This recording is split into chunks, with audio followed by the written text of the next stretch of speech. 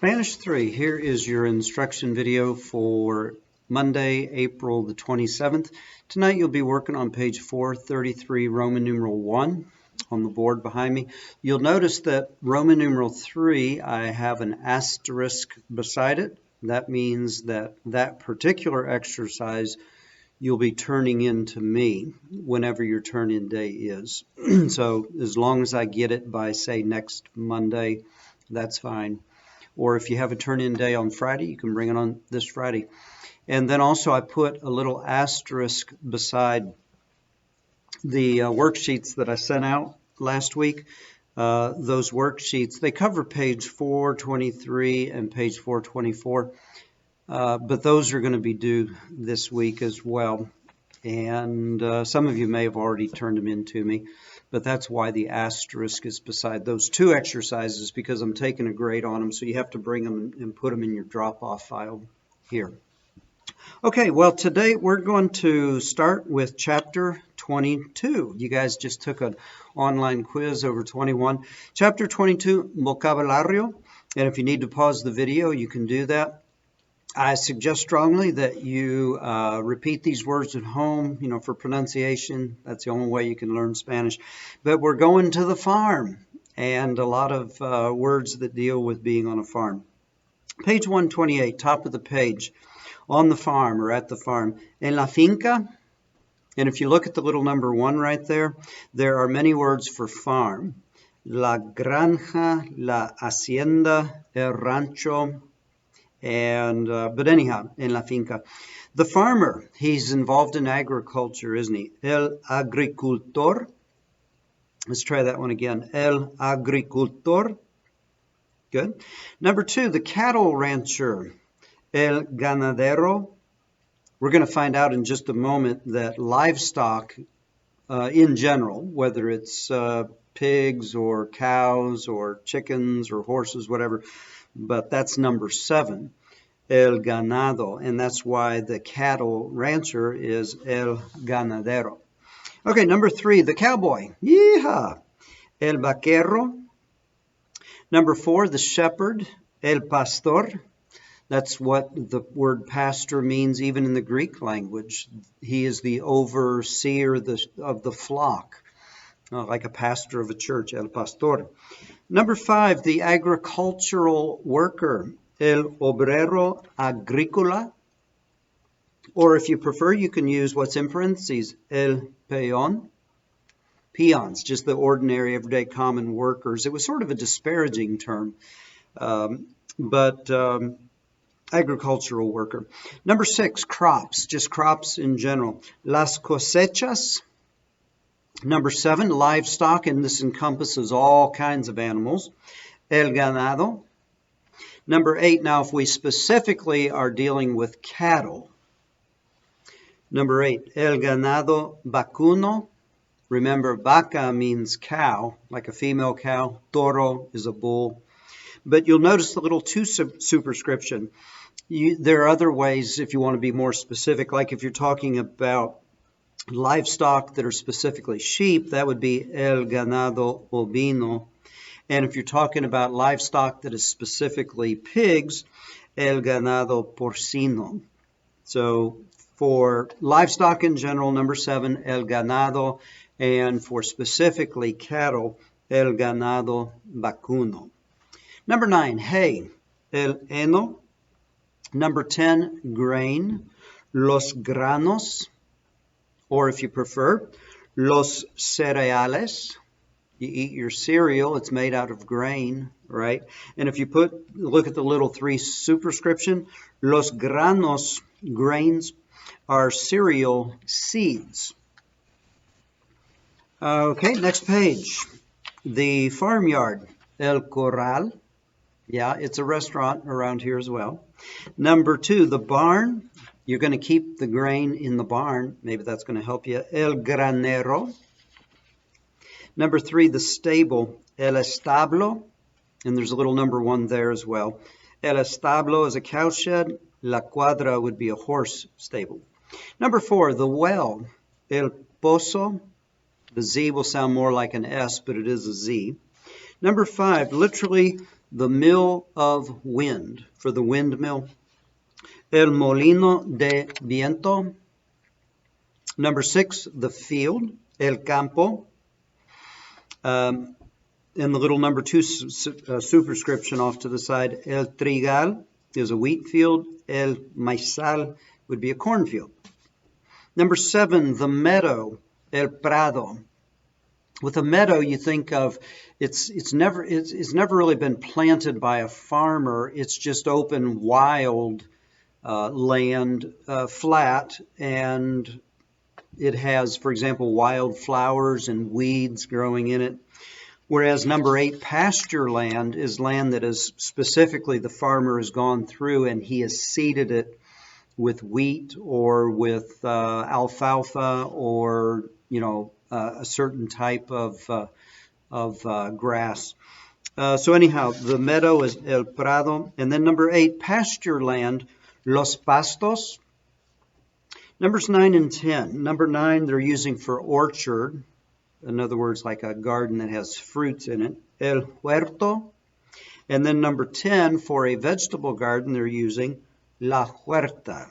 One's masculine, one's feminine. But if you look off to the side, the little number 4 superscription, the distinction between el huerto and la huerta is not rigid. Generally speaking, la huerta, the feminine, is larger than el huerto and consists more of vegetables than fruits. And then the last page, we have a C here.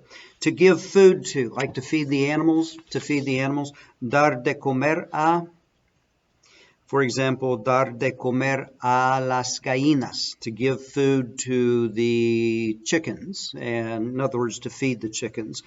Number 2, to water, like to water the animals, dar de beber a, like to give water to the cows, dar de beber a las vacas.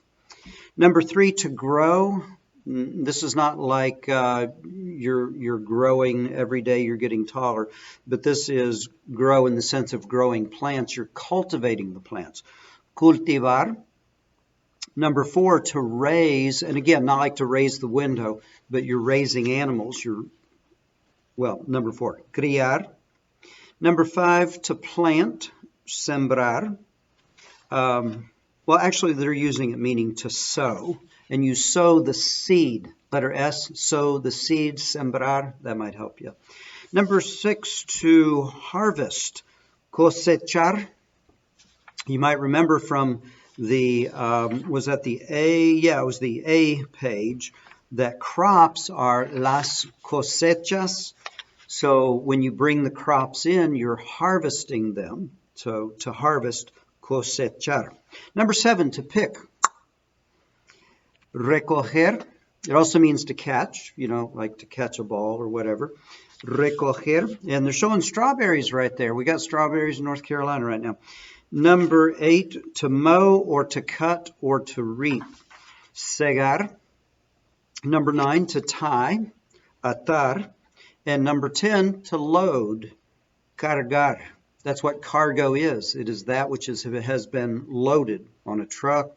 This is showing you a flatbed trailer, but there you go. All right, let's go to your book, and we're going to be today on page 432. Es una lección fácil. It's an easy lesson today. Page 432.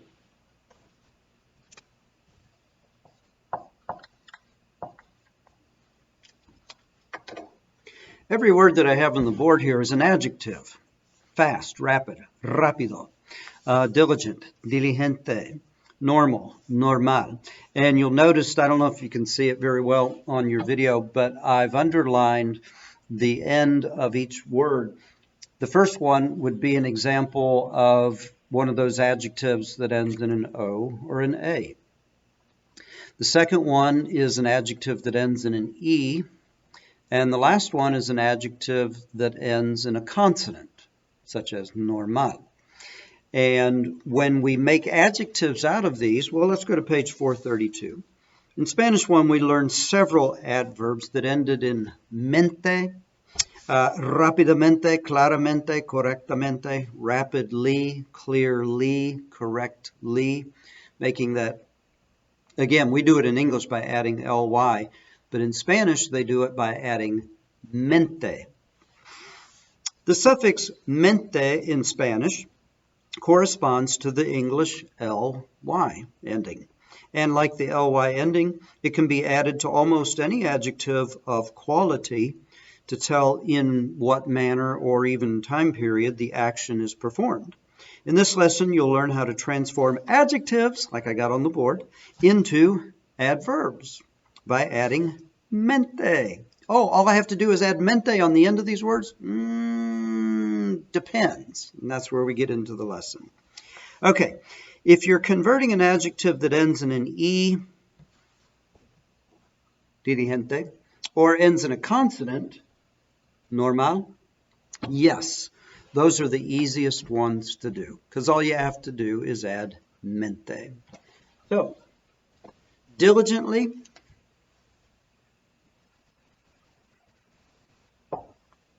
now that's pronounced diligentemente. It's 6 syllables when you do it in Spanish. Diligently, it's only 4 syllables in English. Diligentemente. Remember that the E is pronounced more like E. And then, same thing here, if it ends in a consonant, you can just add it.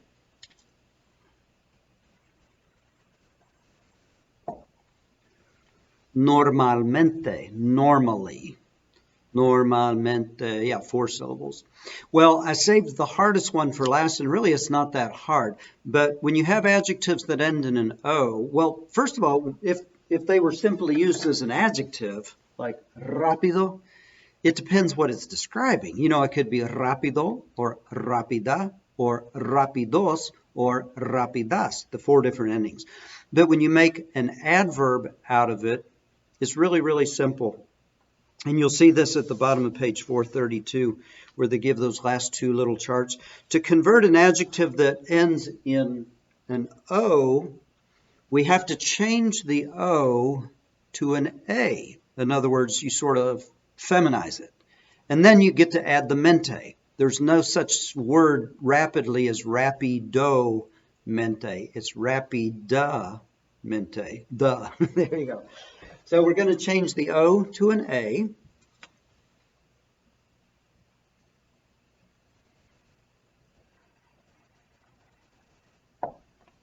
And then add our mente. That's the entire lesson right there.